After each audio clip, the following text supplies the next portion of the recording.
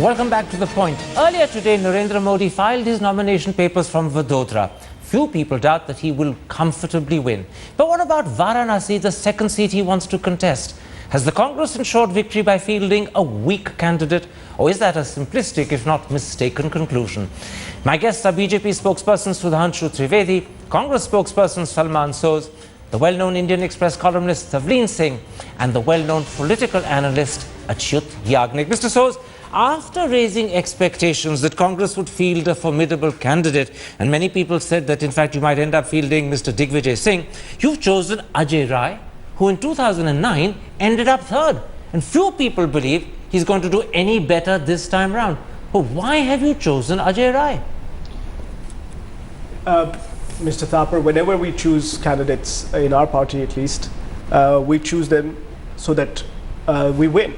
It's not about we choose because we just have to kind of lay down. That's the point I'm making. You've chosen a man who was third in 2009. He's got stiffer opposition this time, and his chances are even more bleak. In fact, if you look at the voting patterns in Varanasi, if you look at the data, the BJP has, for the last 3 elections, not crossed about 32-33%. That was the best, I think, in 1999. We won the seat in 2004.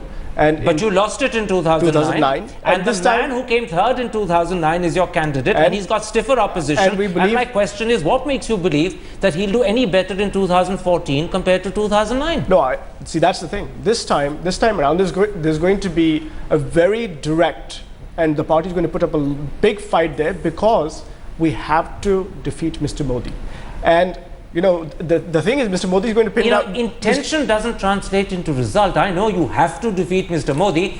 Ajay Rai is unlikely to do it for you. That question you don't seem to want to address. Ajay Rai is an extremely strong candidate, and you'll see how if you look at how many parties are contesting. The problem is, by the time we see, it may be too late for you. No. Let me bring in Achyut Yagnik. Mr. Yagnik, you're hearing from Salman Soz, the Congress spokesperson, that Ajay Rai is an extremely strong candidate, that is a good reason for choosing him, despite the fact he came third in 2009. Now, it is true that he's the sitting MLA from Varanasi, and it is true that local reports suggest that he's A, extremely popular, and B, that he knows the city extremely well. Do you therefore believe that's a good basis for fielding him a second time, despite the fact he came third in 2009? I think for Congress, it is insider and outsider, you know. So they have fielded this Ajay Rai as an insider. From other angle also, he is an insider because most of his political career he spent in BJP. So from that point of view also, he is an insider. But are you suggesting that because he spent half his career, if not most of his career in the BJP, he's the best person to sabotage the BJP's interests because he knows them from the inside? Is that in a sense the logic you're thinking lies behind the Congress decision? Not sabotage, but certainly they think that he knows inside outside of BJP in Varanasi. So he can get the better of Mr. Modi? That constituency. So you're saying he can get the better of Mr. Modi on those grounds? No, he can pose a challenge for Modi on that ground.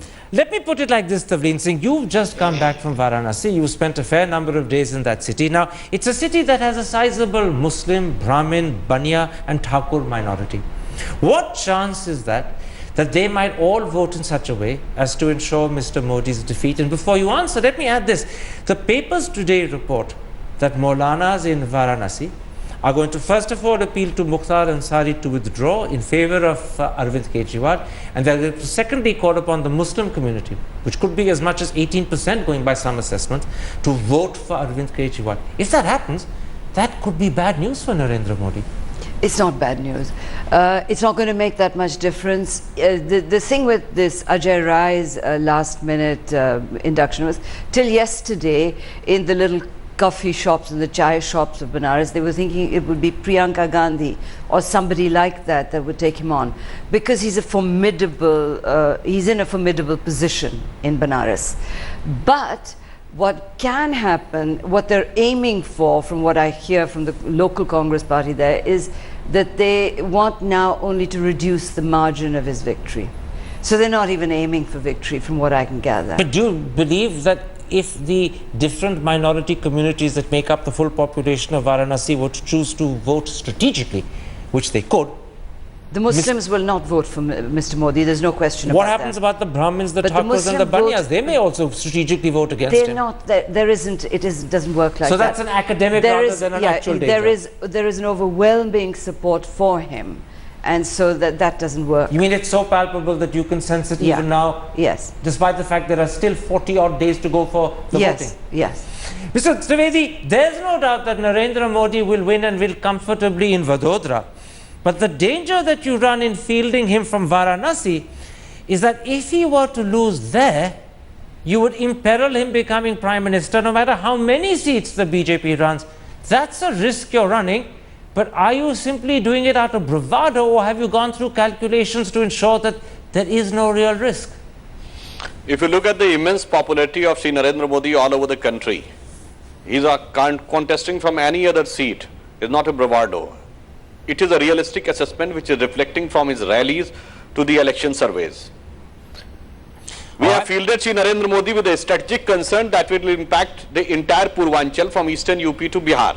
You're laughing, Mr. Soz. You obviously find something very funny. Share the joke with us. I'll tell you this, and let me One more thing. Go Mr. Narendra Modi is not contesting against any candidate. He's not fighting against Congress party or any candidate. He's fighting against the misrule of the government, and now he's a symbol of hope. Just a moment, Mr. Trivedi. Just a moment. Before you become glib with that answer, every single person is fighting against another candidate. You have to fight against a candidate to win. You can't simply say you're fighting against the abstract concept of misrule. It may be appealing when you speak at the hustings, but in reality, when people vote, they vote for candidates. Candidate of a national political party. Let me party has declared. So all candidates technically Mr. Trivedi, resist the temptation to make this a party political speech. Let's try and be analytical. There's an audience that's listening to you and they want to try and learn.